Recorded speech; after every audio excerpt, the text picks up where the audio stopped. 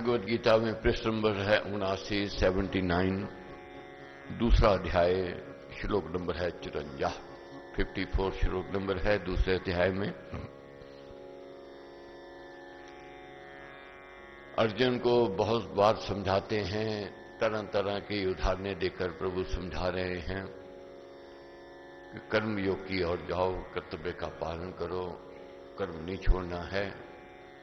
मगर समझा रहे हैं वह ज्ञान, वह विवेक अर्जुन के अभी बुद्धि में नहीं आ रहा है। हमारी स्थिति भी वही है, पढ़ा है, सुना है, समझा है, जाना है, मगर वह जो समता योगी रूपी योग कह रहे हैं प्रभु, उस पर हम अभी पूरे नहीं उतर रहे हैं। प्रभु कहते हैं कि हे अर्जुन, अभी तेरी बुद्धि नरक स्वर्ग में उलझी हुई है। जब तक तू स्वभाव में नहीं आवेगा, समता रूपी योग में नहीं आवेगा, तब तक तू कर्म योगी नहीं बन सकता है। इसलिए समता योग का होना अति आवश्यक है। अब अर्जुन प्रश्न करते हैं।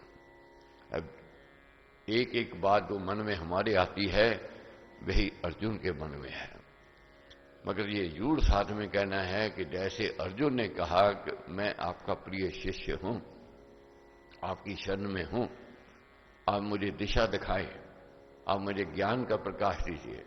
इसी प्रकार जब भी अध्ययन करना है, यही कहना है कि हम आपके प्रिय शिष्य हैं, आपकी शरण में आए हैं, आपसे ज्ञान की प्राप्ति के लिए आए हैं, आप हमें ज्ञान दो। ये प्रश्न अर्जुन का है, मगर मन में चिंतन करेंगे जी हम सबका यही प्रश्न है।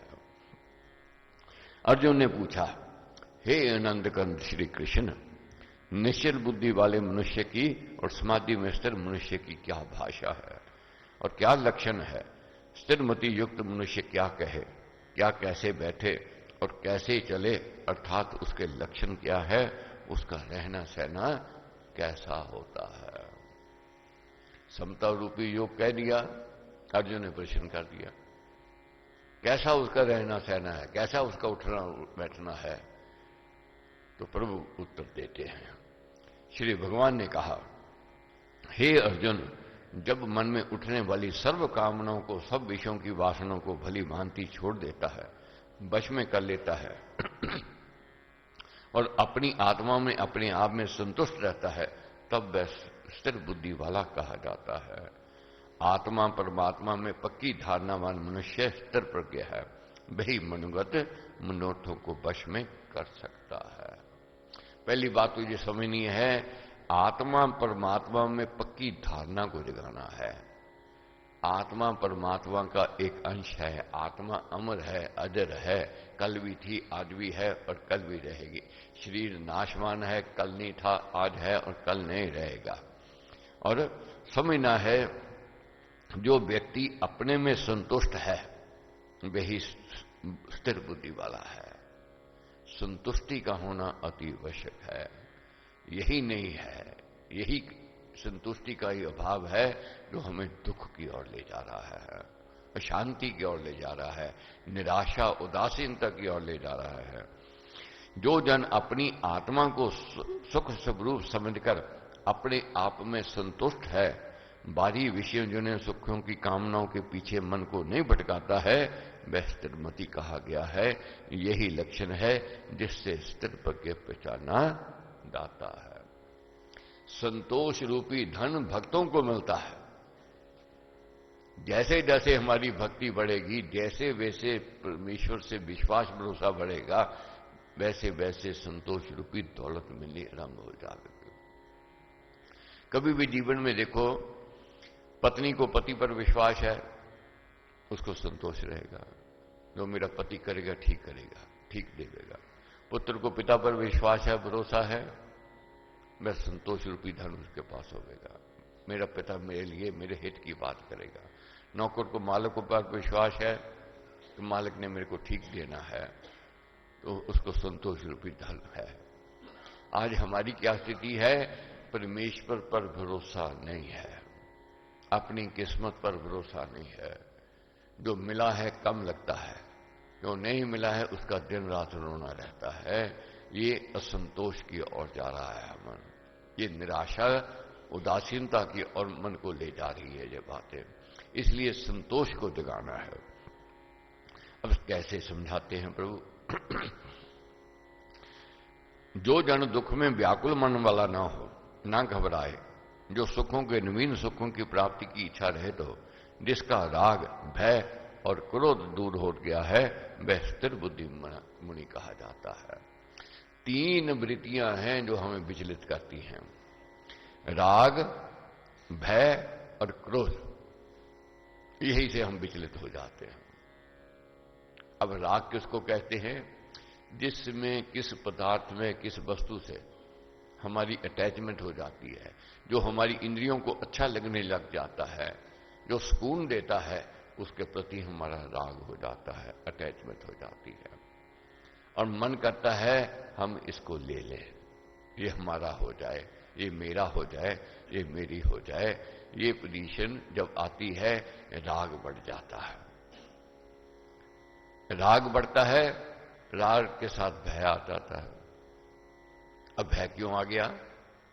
भय इसलिए आ गया, कोई हाय मेरे से ले ना जाए, ये दौलत मेरे पास है, कुछ छीन ना ले जाए, ये सुख के साधन मेरे पास हैं, ये कुछ छीन कर ना ले जाए, ये मेरा है, कहीं कोई और ना ले जाए।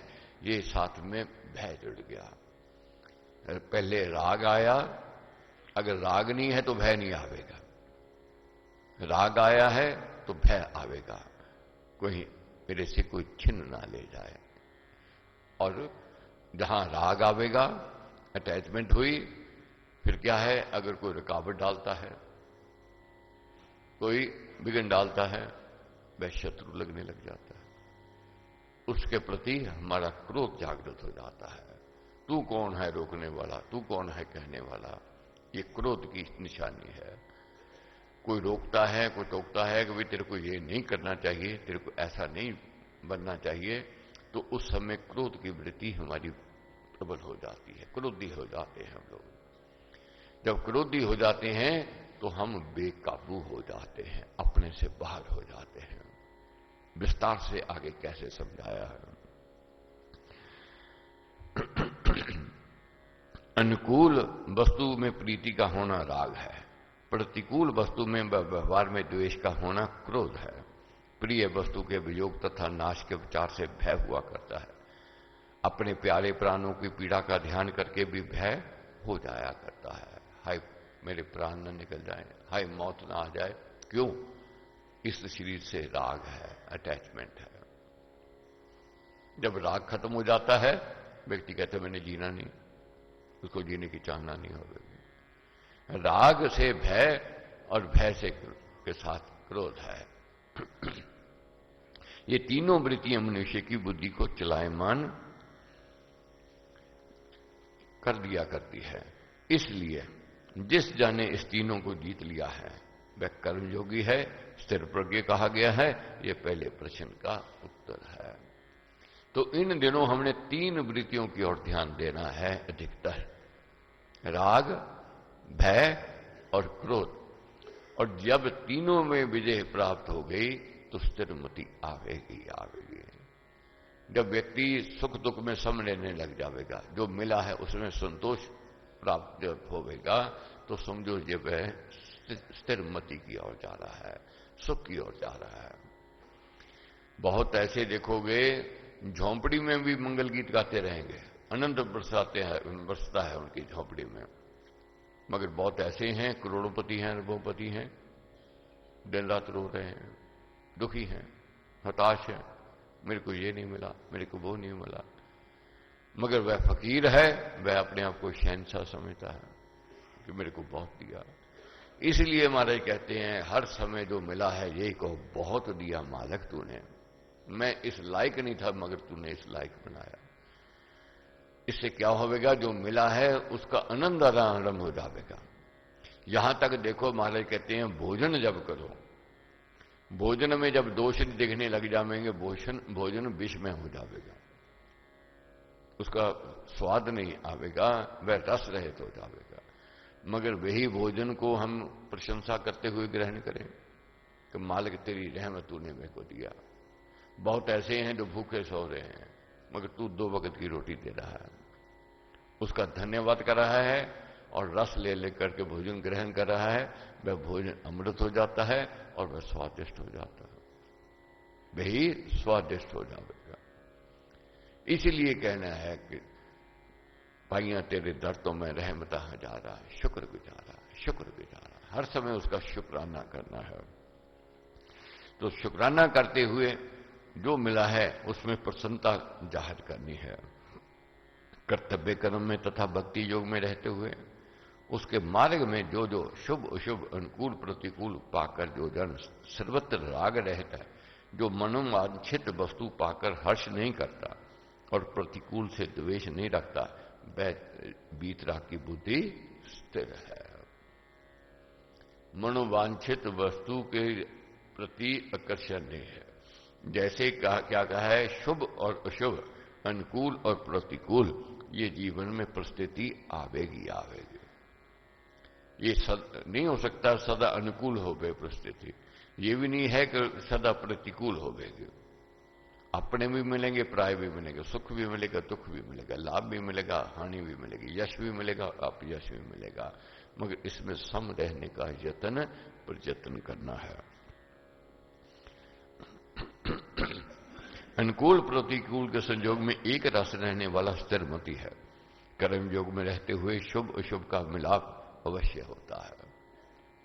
कर्म योग में रहते हुए शुभ और अशुभ का मिलाप होवेगा ही होवेगा, इसको कोई रोक नहीं सकता है। अच्छे बुरे मनुष्य मिलते ही रहते हैं और सुसमय और कुसमय आया ही करता है। जीवन में सुसमय भी आवेगा और कुसमय भी आवेगा, इसको कोई रोक नहीं सकता है। उसमें संभाव में रहना, डामाडोल ना होना स्थिर बुद्धि का चिन्ह है। स्थिर प्रज्ञ कैसे बोले, ये इसका वर्णन है।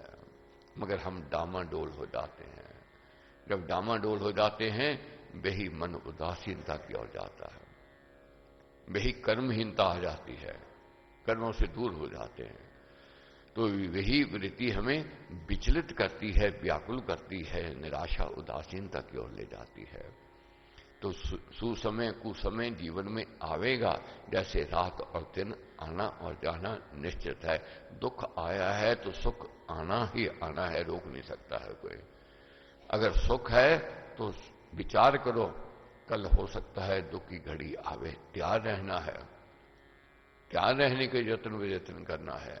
हम तैयार रहने की कोशिश नहीं करते हैं, तभी वह दुख अधिक पीड़ा देता है, अधिक दर्द करता है। अब अर्जुन ने पूछा कि सुख दुख तो आता ही है, अब कैसे विचरे? अनुकूल प्रतिकूल से विचलित होता ही है मन। अनुकूल से राग होता है, प्रतिकूल से राग द्वेष होता है। प्रभु कहते हैं कछुआ बन जाओ, कछुए जैसा स्वभाव बना लो। अब कछुए का स्वभाव क्या है? कछुआ जहां भय देखता है वहां अपने अंग समेट लेता है।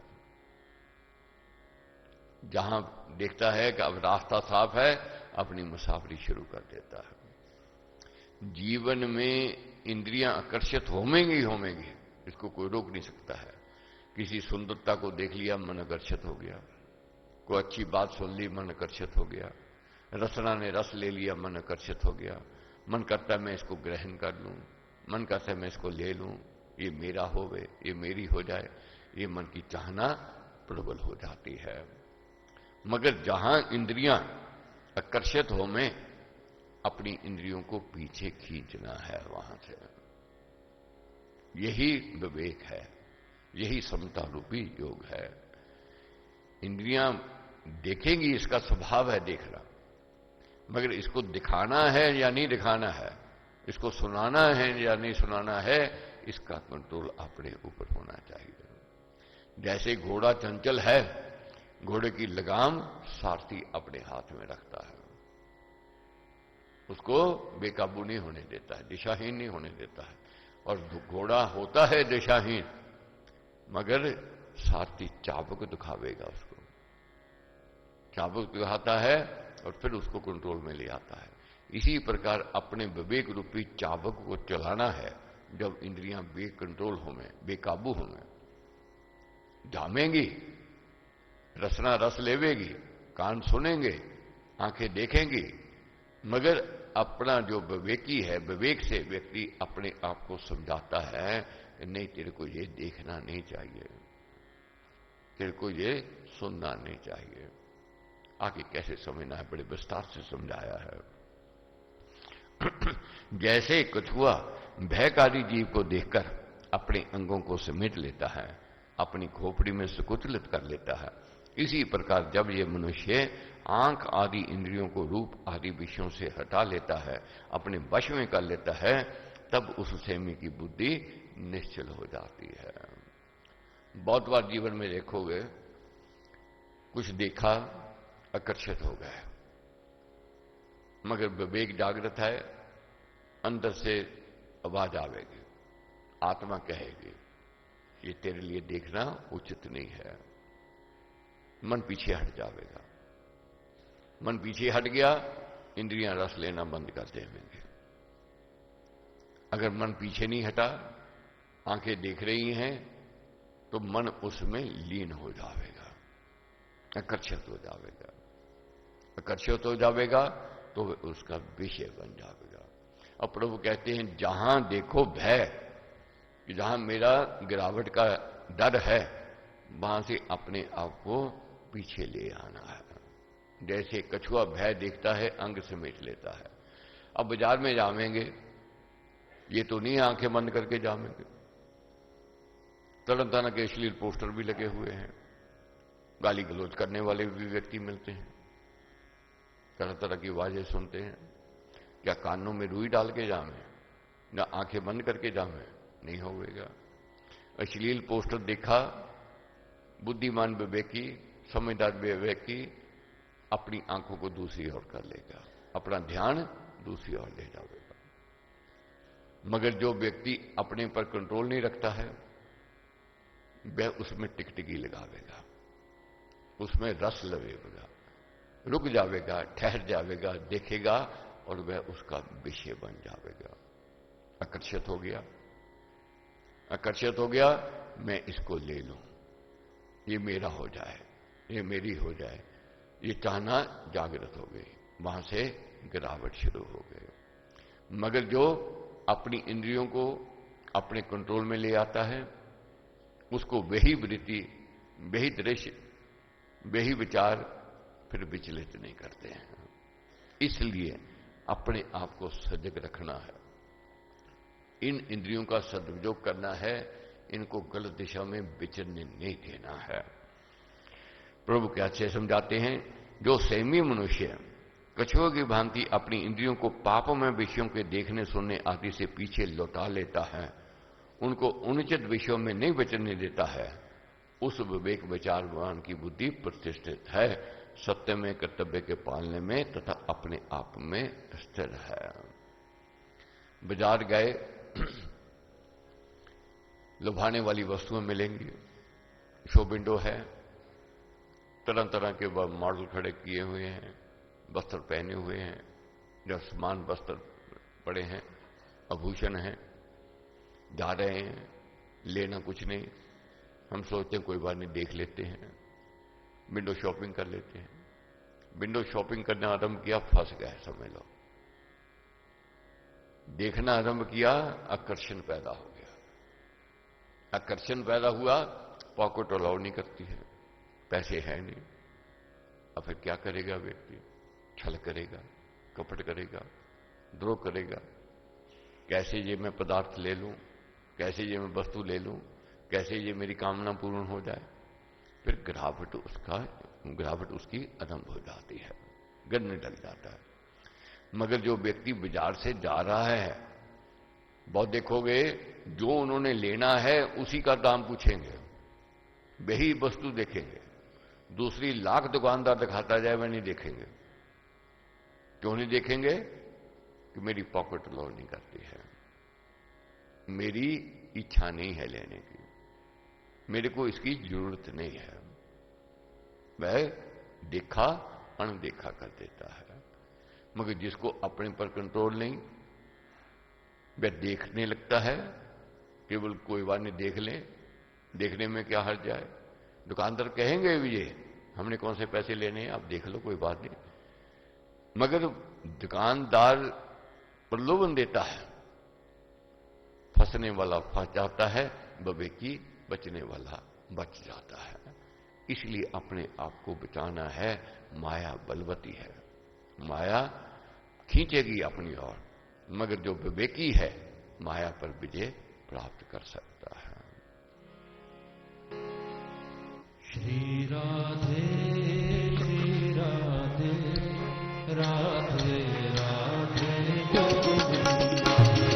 श्री राधे राधे राधे गोविंदा।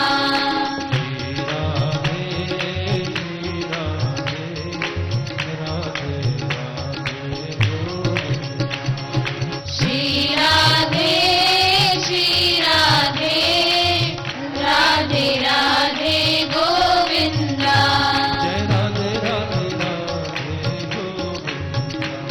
जय राधे राधे राधे गोविंदा। प्यारी राधे राधे राधे गोविंदा।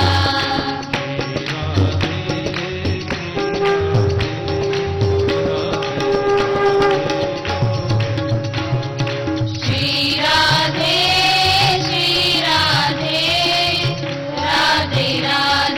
गोविंदा।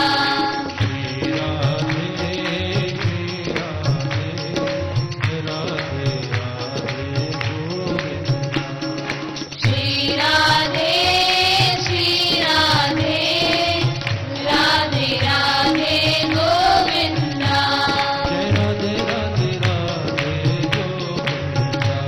जय राधे राधे राधे गोविंदा।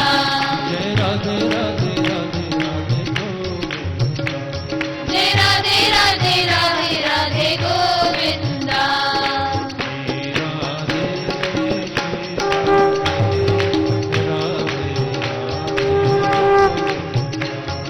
श्री राधे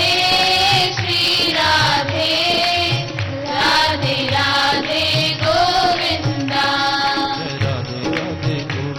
जय राधे राधे गोविंदा। जय राधे राधे गोविंदा। जय राधे राधे गोविंदा। इंद्रियां आकर्षित होती हैं, ये होंगे। इसको कंट्रोल में लेना है, इसको केवल विवेक ही ले सकता है। अभी बाजार की उदाहरणें देखी सुनी। कभी हलवाई की दुकान पे जाओ, सौदा लिया, विंडो में देखते रहे, लुभाने वाली वस्तु देखी, ले ली, नहीं आकर्षित हुए तो क्या कहता है दुकानदार, थोड़ा स्वाद देखो, खा करके देखो। एक ही स्वाद दिखावेगा, दूसरा दिखावेगा, तीसरा दिखावेगा, चौथे में फंस जाएगा उस पर। और ऐसा विषय फिर उसका होवेगा। इसी प्रकार जो है बुराई है, उसका जब हम चिंतन करने लग जाते हैं, बुराई हमारा विषय बन जाती है। इसलिए चित्ररेखा वह हमारा विषय बन गया। बहुत देखोगे जो मैं खाने से बचना चाहते हैं, शराब नहीं पीना चाहते हैं, एक ठेके से निकल जाएंगे, दूसरे से निकल जाएंगे, जगह जगह जब देखते हैं तीसरा आया तो फंस गए, रुक गए। क्या विचार करता है कि सब पी रहे हैं तो मैं भी पी के देख लूं, सब खेल रहे हैं मैं भी खेल के देख लूं। तो वहां व्यक्ति की गिरावट आरंभ हो जाती है। तो उस विषय से दूर भागना ही अच्छा है, उसका रस नहीं लेना है। तो अर्जुन कहते हैं कि प्रभु ये कठिन है, मुश्किल है, क्योंकि आंखों ने तो देखना ही देखना है, कानों ने सुनना ही सुनना है, रसना ने रस लेना ही लेना है। तो ये आकर्षित होवेगी, जहां सुंदरता होवेगी, जहां मिठास होवेगी, ये आकर्षित होवेगी। तो अर्जुन कहते हैं मैं अच्छा बनना चाहता हूं, मैं अच्छाई की ओर बढ़ना चाहता हूं, मगर एक मेरे मन में उपाय दिखाई देता है कि मैं निराहार रहूं, निरन्न रहूं, खाना पीना छोड़ दूं ताकि मेरी इंद्रियों में ताकत खत्म हो जाए, मेरी आंखें देख ना सके, कान मेरे सुन ना सके, हाथ पैर में कमजोरी आ जाए, ये बुरे काम कर ना सके, तो मैं पाप दोषों से बच जाऊंगा। प्रभु कहते हैं ये उपाय नहीं ठीक है, इससे नहीं बच सकते हो। निरन्न रहोगे, भूखे रहोगे, शरीर दुबला पतला हो जाएगा, हाथ पैर काम नहीं करेंगे, ये ठीक है, बिल्कुल बात है। मगर जब तक तेरी कामना निवृत्त नहीं होती है तब तक तेरे को शांति नहीं मिलेगी, तब तक तेरे अंदर पाप दोष नहीं निकल सकेंगे। अब कैसे समझना है? निराहार रहकर, श्लोक नंबर है 59, दूसरा अध्याय। निराहार रहकर तप करने वाला भी तो इंद्रियों को विषयों से सिकोड़े पड़ा रहता है। इस पर भगवान ने कहा, अन्न जन का खान पान ना करने वाले निराहार देहधारी की इंद्रियों के विषय तो निवृत्त हो जाते हैं, परंतु लालसा को छोड़कर निवृत्त होते हैं। उनके भोगने के लिए उस तापस की तृष्णा बनी रहती है। जैसे किसी दिन जब हम उपवास करते हैं, व्रत रखते हैं, ध्यान देना, उस दिन भूख ज्यादा लगेगी और तरह तरह के पकवानों की याद आवेगी कि ये खाऊंगा, ये खाऊंगी, मेरा व्रत पूर्ण हो जाने दे। व्रत की ओर ध्यान कम है, खाने पीने की ओर ध्यान ज्यादा रहता है। यहां तक मैंने देखा है लोग घड़ी देखते रहते हैं कब 12 बजे, फिर खाते हैं जितना 3 दिन में नहीं खाया वे उस रात में खा लेंगे। और घर में को पकेगा बनेगा, ध्यान उसमें होगा, और आवाज देवेंगे कि मेरे लिए कटोरी रख देना भर के, मैं रात को खाऊंगी, जब खाऊंगा, मैं कल खाऊंगा। ध्यान उधर है क्योंकि वह विषय बना हुआ है। अब देखो किसी दिन जब ध्यान नहीं है, सारा दिन भूखे भी रह जाएंगे, कोई पकवान याद नहीं आवेगा, कोई मीठा खट्टा याद नहीं आवेगा। क्यों याद नहीं है? उस और हमारा ध्यान नहीं है। भूखे हैं, ये विचार किया है कि आज मेरा उपवास है, मैंने खाना नहीं है, जबरदस्ती अपने को कंट्रोल में किया है। जबरदस्ती कंट्रोल में किया है तो उस और हमारा ध्यान जावेगा ही जावेगा। मगर मन से जैसे किसी से प्रेम है, किसी से निधि की है, प्रीति है, उसको कह दें ये मेरे को अच्छा नहीं लगता, तूने ये नहीं करना है। वे क्या कहेगा? आपके कहने की देर है, मेरे मानने में देर नहीं होगा। छोड़ दिया, अभी छोड़ दिया। प्रेम का निष्ठा सुगम है, सरल है और उत्तम है। इसी प्रकार प्रभु कहते हैं उपवास से लालसा नहीं निवृत्त होगा, मगर प्रीति की ओर बढ़ेगा तो परमेश्वर में प्रीति लगावेगा तो सब कुछ छोड़ देगा। अब देखो कोई जबरदस्ती कहे कि मीठ नहीं खाना है, शराब नहीं पीनी है, बुरे काम नहीं करने हैं, लाख कोई कहता रहे, मन मानेगा नहीं मानेगा। बुराई, जब तक बुराई को बुराई नहीं समझेगा, बुराई जाने वाली नहीं है। मगर जिस दिन परमेश्वर से प्रीति होगी, अपने इष्ट प्रीति होगी कि मेरे गुरु को ये अच्छा नहीं लगता है, मेरे इष्ट को ये अच्छा नहीं लगता है, वह नहीं करेगा। पत्नी ध्यान रखती है मेरे पति को ये अच्छा नहीं लगता, मैंने ये नहीं करना है। पुत्र ध्यान रख रहा है कि मेरे पिता को ये अच्छा नहीं लगता, मैंने ये नहीं करना है। और उसको जबरदस्ती नहीं है, मन से वे कर देगा, उसको कोई कठिनाई नहीं होगी। निराहार रहे, उपवास किया हुआ है और मन विषयों में है कि जब मेरा उपवास खत्म होएगा ये मैं मौज मस्ती करूंगा। बहुत देखा है, नवरात्रि शुरू होते हैं, जब मंगलवार आता है, सोमवार को खूब खाएंगे कि कल मेरा व्रत है। मंगल पूर्ण हुआ, बुध फिर 3 दिन का खा लिया। नवरात्रि शुरू होने पहले देखा कि मैं खाने में रौनक लगे हो गई, क्या बात है, नवरात्रि आने वाले हैं, पहले ही खाना पीना शुरू कर दिया। अब खत्म हुए फिर वही शुरू हो गया। मन नहीं बदला, जब तक बदलेगा तो बात नहीं बदलने वाली है। मन को बदलना है, मन विवेक से, ज्ञान से बदलने वाला है। मन जब अपने आप को अपना मानने लग जाएगा अपने हित की सोचेगा। अब तक तो हम इंद्रियों को रिझा रहे हैं, जब मन अपनी आत्मा को रिझाना आरंभ करेगा तो सद्बुद्धि आवेगी, दिशा मिल जाएगी। अब कैसे समझाया है? प्रभु कहते हैं निराहार रहने से देह दुर्बल और शक्तिहीन हो जाती है, उसे कर्महीन कोरा तपस्वी आलसी सा बना पड़ा रहता है और मन के पश्चात पदार्थों के उपभोग का चिंतन किया करता है। निराहार रहने से उसकी लालसा नहीं निवृत्त होती, परंतु जो जन आत्मा को जानता है, परंतु जो जन आत्मा को जानता है और परमेश्वर का पक्का विश्वासी है, वह कर्तव्यशील उचित पदार्थों का उपयोग करता हुआ भी रस रहित होता है। भोजन किया, कितना किया? जितना शरीर को चाहिए। शरीर को चलाना है, वह भोजन वही करेगा। वह भोजन करता हुआ भी रस रहित है। अब कैसे समझाया? गुरु वशिष्ठ जी की पत्नी विश्वामित्र जी के लिए भोजन लेकर के जाते थे, नित्य का नियम था। तो एक दिन बरसात बहुत आई, गंगा उफान में आ गए। अब गंगा पार जाना था, भोजन लेकर के जाना था। तब विशेष जी से कहने लगी कि भोजन कैसे लेकर के जाऊं? तो विशेष जी कहने लगे गंगा मैया आगे हाथ जोड़कर निवेदन करना, प्रार्थना करना, अगर विश्वामित्र जी निराहारी हैं तो गंगा मैया मेरे को रास्ता दे दो। अब सुंदरी सोच करने लगी, भोजन में लेके जा रही हूं और पति कह रहे हैं कह देना निराहारी है तो मेरे को रास्ता दे दो, पर पति के आगे तर्क कौन करे? उस समय ऐसी स्थिति थी, मान ली बात। गंगा मैया के आगे गई, हाथ जोड़े, कहने लगी विश्वामित्र जी अगर निराहारी है गंगा मैया मेरे को रास्ता दे दो। गंगा मैया शांत हो गए, रास्ता मिल गया, चले गई, भोजन करवाया, वापस चलने लगी, वही गंगा उफान में। अब कहने लगी विश्वामित्र जी से महाराज मैंने जाना है, अब कैसे जाऊं?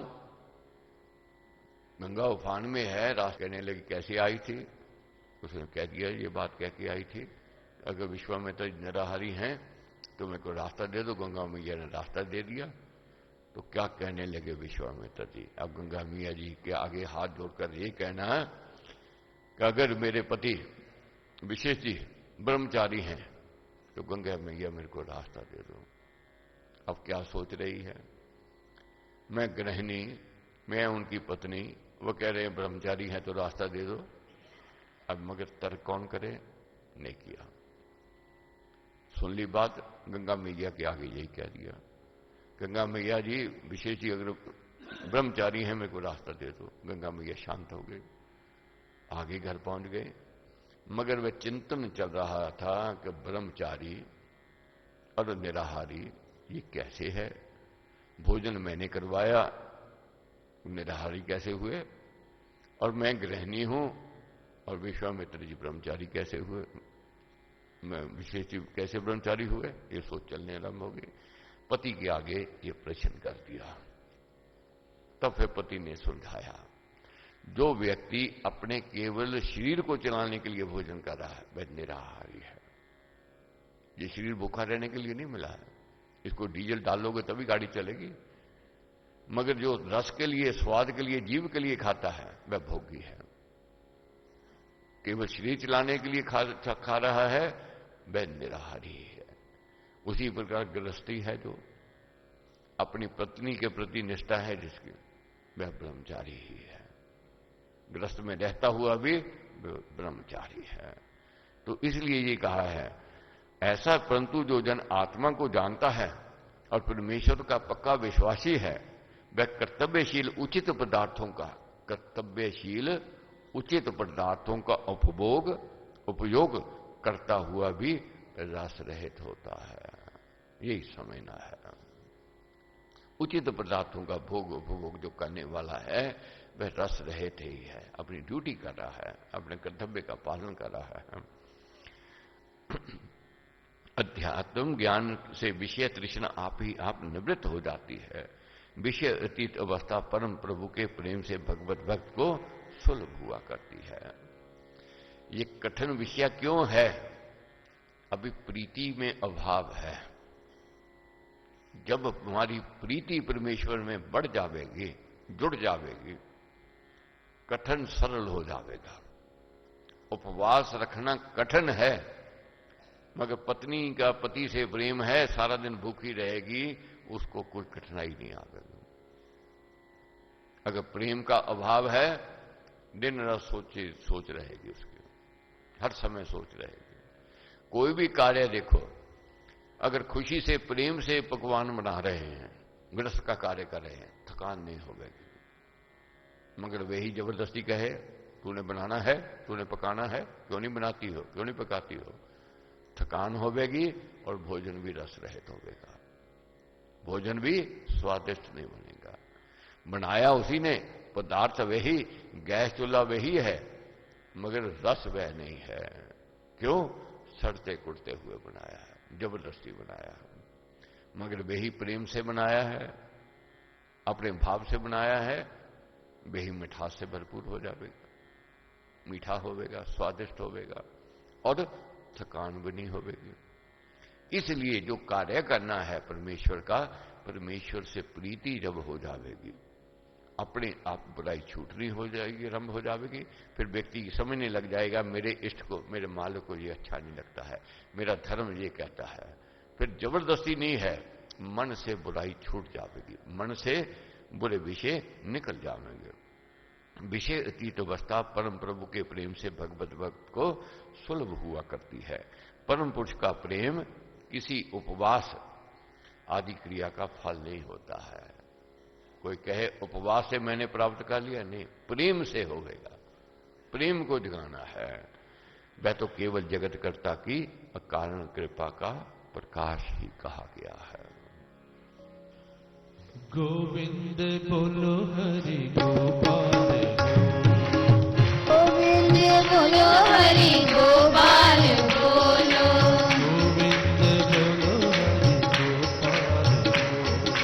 गोविंद बोलो हरि गोपाल,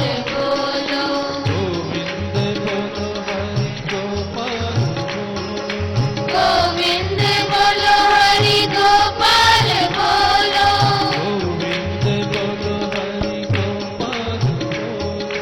गोविंद बोलो हरि गोपाल बोलो, गोविंद बोलो हरि गोपाल बोलो, गोविंद बोलो हरि गोपाल बोलो,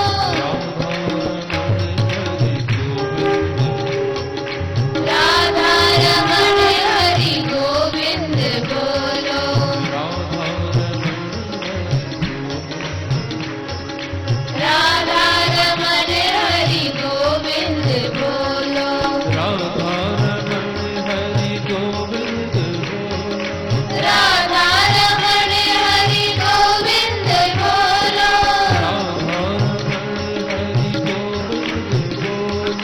राधा रमण हरि गोविंद बोलो, गोविंद बोलो हरि गोपाल बोलो, गोविंद बोलो हरि गोपाल बोलो, गोविंद बोलो हरि गोपाल बोलो, गोविंद बोलो हरि गोपाल बोलो, गोविंद बोलो हरि गोपाल बोलो, गोविंद बोलो हरि गोपाल बोलो, राधा रमण हरि राधा रमण हरि गोविंद बोलो, राधा रमण हरि गोविंद बोलो। परमेश्वर की भक्ति तो करते हैं, सत्संग जाते हैं, स्वाध्याय करते हैं, मंदिरों में जाते हैं, तीर्थों में जाते हैं, मगर प्रेम का वह भाव नहीं है, वह अभाव है। जाते हैं या तो कामनाएं लेकर, इच्छाएं लेकर, या डर के मारे जाते हैं कहीं पर कोपी ना हो जाए, कहीं परमेश्वर नाराज ना हो जाए। मगर प्रभु क्या कहते हैं, तू मेरी शरण में आ, प्रेम को लेकर के आ, प्रीति को लेकर के आ। अगर प्रेम लेकर के आवेगा, प्रीति लेकर के आवेगा, तेरे को कठिनाई भी नहीं आवेगी और तू मेरी कृपा का पात्र भी बन जाएगा। प्रभु कहते हैं परम पुरुष की प्रीति से रहित होने पर हे कुंती के पुत्र, यतनशील पंडित पुरुष के मन को भी मथन करने वाली इंद्रियां बलात्कार से हर ले जाती हैं और अपने साथ बलपूर्वक खींच कर ले जाती हैं। विद्यार्थी का मन नहीं पढ़ने का, पढ़ाई में प्रेम नहीं है, रुचि नहीं है, उसका ध्यान घंटी की ओर जाएगा, छुट्टी की ओर जाएगा।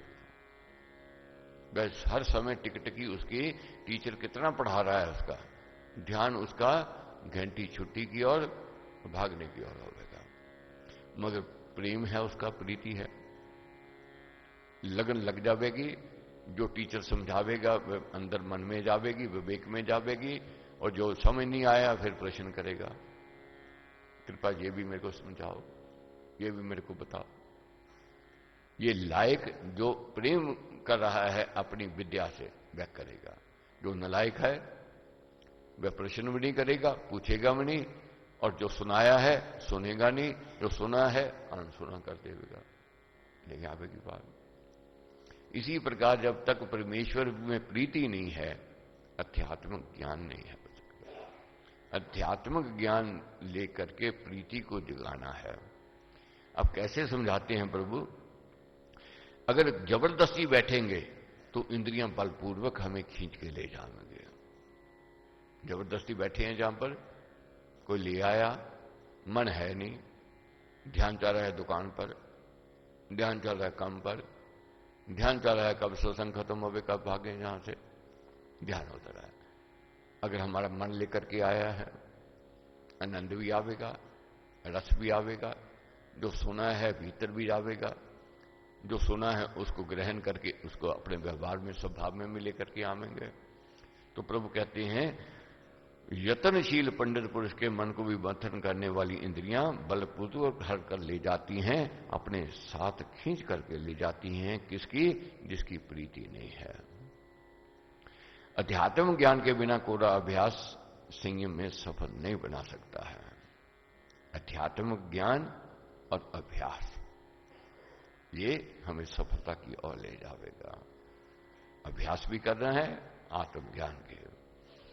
इस कारण इंद्रिय संयम करने वाले को चाहिए कि उन सब इंद्रियों को वश में करके योग युक्त अभ्यासी जन मुझ में परायण होकर मुझ में प्रीति और श्रद्धा रखे। तो क्या कहते हैं? मेरे में प्रीति और मेरे में श्रद्धा रखे, वह अपने मंजिल की ओर बढ़ेगा। निश्चय से जिस श्रद्धालु की इंद्रियां वश में हैं उसकी बुद्धि स्थिर है। अगर हमारी इंद्रियां कंट्रोल में नहीं होंगी, हम यहां बैठ नहीं सकते हैं। निंद्रा आलस्य यहां नहीं लेकर के आते, रोक लेती वहीं पर। मगर अपनी इंद्रियों पर कंट्रोल है, आलस छोड़ा, निंद्रा को छोड़ा, हम यहां पर आए हैं।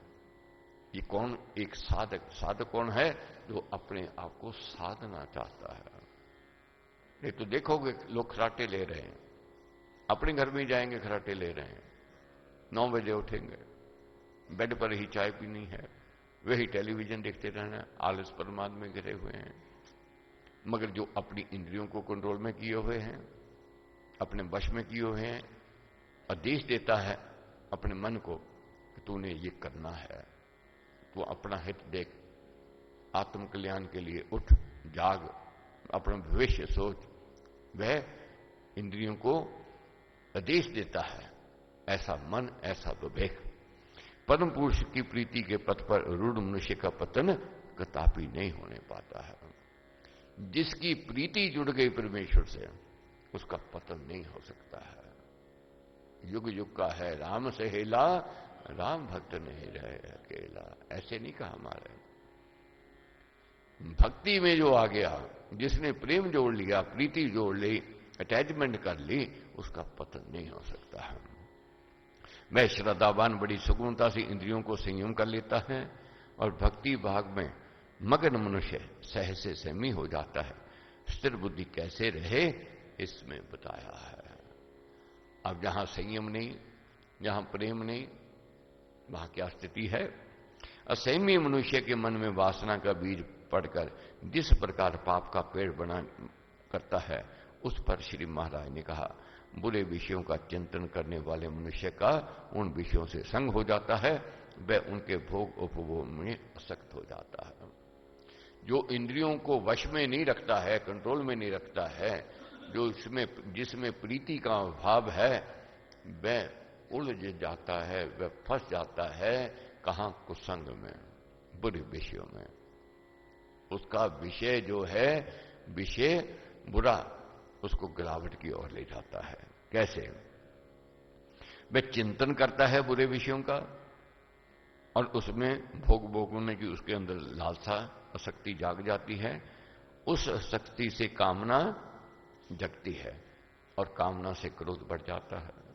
क्रोध से सम्मोह मूर्ता, कार्य अकार्य अविवेक उत्पन्न हो जाता है। सम्मोह से स्मृति में भ्रम आ जाता है। स्मृति ठीक नहीं रहती। स्मृति भ्रष्ट हो जाने से बुद्धि का नाश हो जाता है। पाप का बीज बढ़ गया, बोल गया, हम कहते कोई बात नहीं, थोड़ी सी तो बात है, थोड़ा रस ले लें, छोड़ देंगे, नहीं छूटेगा। ये पाप का बीज एक बार अंदर आ गया, ये पौधा बनेगा और बड़ी तेजी से बढ़ता है। कभी भी देखना, बुराई और बीमारी बिन बुलाए आती है, और आती है तो घर कर जाती है, नहीं निकलती है। बहुत यत्न करना पड़ता है स्वास्थ्य लाभ के लिए, और बहुत यत्न, बहुत कोशिश करनी पड़ती है अपने आप को ठीक बनाने के लिए। अब गाली गलौज सीखने के लिए क्या स्कूल जाने की जरूरत है? अपने आप गाली गलौज आता है।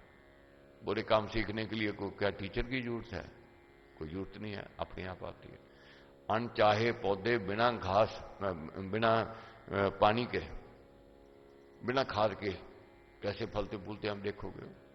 सड़कों के किनारे देखो, कोई घास को बीज डालने की जरूरत नहीं है, पानी देने की जरूरत नहीं, देखो कैसे फलते फूलते हैं। अनचाहे पौधे बढ़ते फूलते हैं, मगर वही गुलाब का पौधा चाहिए, उसके लिए कितना यत्न प्रयत्न करना पड़ता है। एक पौधे के लिए कोशिश करनी पड़ती है, यत्न करना, प्रयत्न करना पड़ता है, और उसमें खिलता है गिनती के फूल। ये नहीं है भरपूर फूल मिलेंगे, गिनती के फूल, और वो भी 1000 कांटों में से निकल करके खिलते हैं। ये साधना कोई आसान नहीं है, बहुत कठिन है, बहुत मुश्किल है। 1000 कांटों में से निकलता है वह फूल, फिर सबको आकर्षित करता है, सबको लुभाने वाला होता है। इसी प्रकार दुर्जन व्यक्ति जब सज्जन बनता है, बनने में कठिनाई आती है, मुश्किलें आती हैं, रुकावटें आती हैं, लोग ताने भी देंगे, कटाक्ष भी करेंगे, विरोध भी करेंगे, प्रकृति भी विरोध करती है और अपने भी विरोध करते हैं। मगर जब वह उनमें से निकल करके निकलता है, जब उसमें सज्जनता आती है, जब उसमें अच्छाई बढ़ती है, तो उसकी सुगंधी चारों ओर फैलती है। दुर्गंधी और सुगंधी जिस और हवा का झोंका जावेगा उधर जावेगी, मगर चरित्र की सुगंधी जो है बिना हवा के झोंके के चारों ओर फिर फैलती है। इस सुगंधी की ओर हमने बढ़ना है। तो प्रभु क्या कहते हैं, जो व्यक्ति कामनाओं के पीछे भागता है उसके अंदर क्रोध भी आवेगा और सम्मोह, उसके अंदर मूर्खता आ जाएगी, उसको उसके अंदर निर्णय लेने की सक्षम नहीं रहता है। फिर वह व्यक्ति बुरे कामों में लिप्त हो जाता है और उसकी स्मृति भ्रमी हो जाती है, ठीक नहीं रहती है और भ्रष्ट हो जाती है और बुद्धि का नाश हो जाता है। और जिसकी बुद्धि नष्ट हो जावे, और बुद्धि के नष्ट होने पर वह विषयों में आसक्त मनुष्य ही नष्ट हो जाया करता है। बाकी चिंतन कल करेंगे। ओम जय जगदीश हरे, स्वामी जय जगदीश हरे। भक्त जनों के संकट दास जनों के अवगुण क्षण में दूर करे। ओम जय जगदीश हरे। हो जावे पद भारे, दुख बिन से मन का। स्वामी दुख बिन से मन का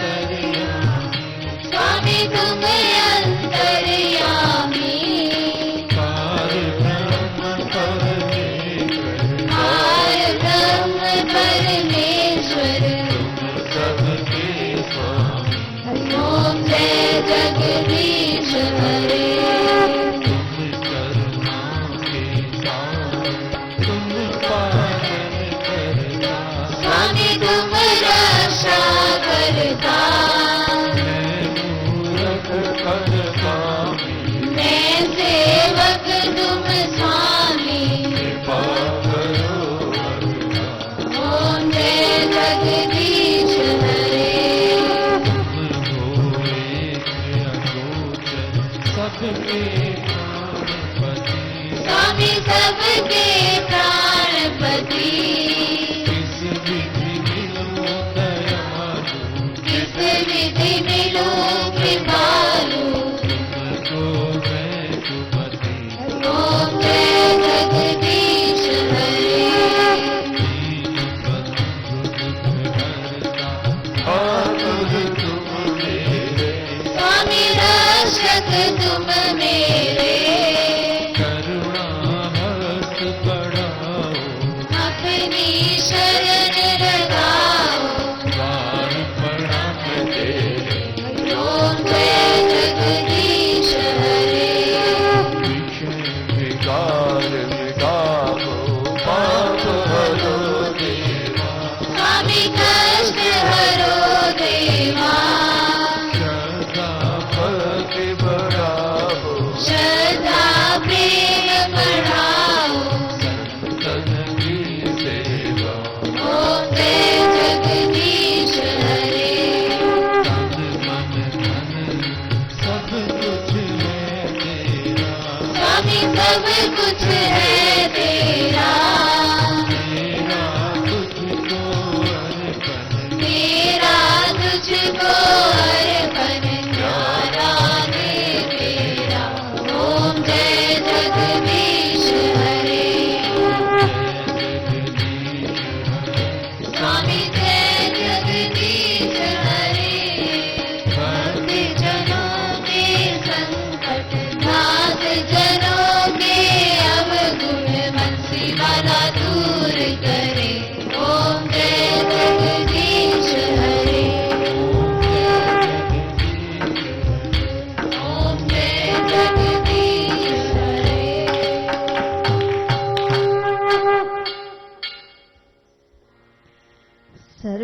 सर्वशक्तिमते परमात्मने श्री रामाय नमः। सर्वशक्तिमते परमात्मने श्री रामाय नमः। सर्वशक्तिमते परमात्मने श्री रामाय नमः। सर्वशक्तिमते परमात्मने श्री रामाय नमः। सर्वशक्तिमते परमात्मने श्री रामाय नमः। सर्वशक्तिमते परमात्मने श्री रामाय नमः। सर्वशक्तिमते परमात्मने श्री रामाय नमः।